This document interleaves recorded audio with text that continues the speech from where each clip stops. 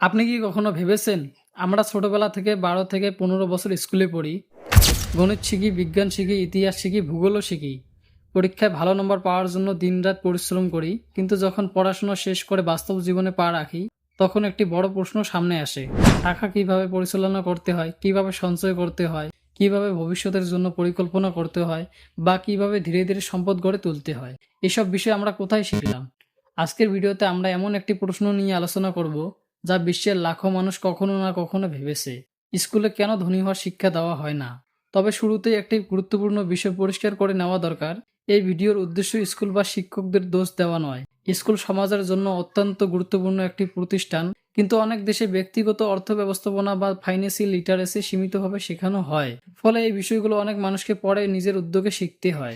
একবার কল্পনা করুন, দুজন বন্ধু একই স্কুলে পড়লো, একই বই পড়লো, একই পরীক্ষায় অংশ নিল, দুইজন ভালো ফলও করলো।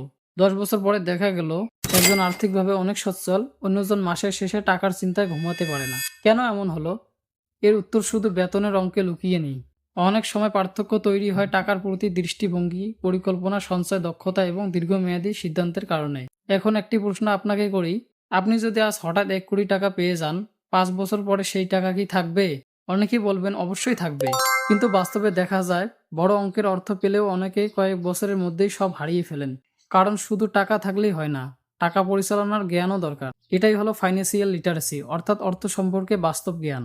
কিভাবে আয় করবেন, কিভাবে খরচ নিয়ন্ত্রণ করবেন, কিভাবে সঞ্চয় করবেন, কিভাবে ঝুঁকি বুঝে সিদ্ধান্ত নেবেন, আর কিভাবে দীর্ঘমেয়াদে সম্পদ গড়ে তুলবেন। দুঃখের বিষয়, এই বিষয়গুলো অনেক শিক্ষা ব্যবস্থায় খুব অল্প আলোচনা করা হয়। তাই অনেক মানুষ চাকরি শুরু করার পর প্রথমবার বুঝতে পারেন না শুধু টাকা উপার্জন করলেই হয় না, সেটি সঠিকভাবে ব্যবহার করাও জানতে হয়। এই ভিডিওতে আমরা কোনো বড় ষড়যন্ত্র গল্প বলবো না, বরং তথ্য, যুক্তি এবং বাস্তব উদাহরণের মাধ্যমে বোঝার চেষ্টা করব কেন এমন হয়েছে এবং একজন সাধারণ মানুষ কিভাবে নিজের অর্থ ব্যবস্থাপনা শিখে নিজের ভবিষ্যৎ আরও শক্তিশালী করতে পারেন। তাই ভিডিওটি শেষ পর্যন্ত দেখুন, কারণ শেষের দিকে আমি এমন কিছু অভ্যাসের কথা বলবো যেগুলো পৃথিবীর অনেক সফল মানুষ অনুসরণ করেন এবং যেগুলো যে কেউ ধীরে ধীরে নিজের জীবনে প্রয়োগ করতে পারেন।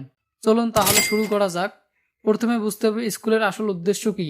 স্কুল কি ধনী বানানোর জন্য তৈরি, নাকি একটি শক্তিশালী শিক্ষার ভিত্তি গড়ে তোলার জন্য? এই প্রশ্নের উত্তর জানলেই আজকের আলোচনার পরের অংশগুলো অনেক সহজ হয়ে যাবে।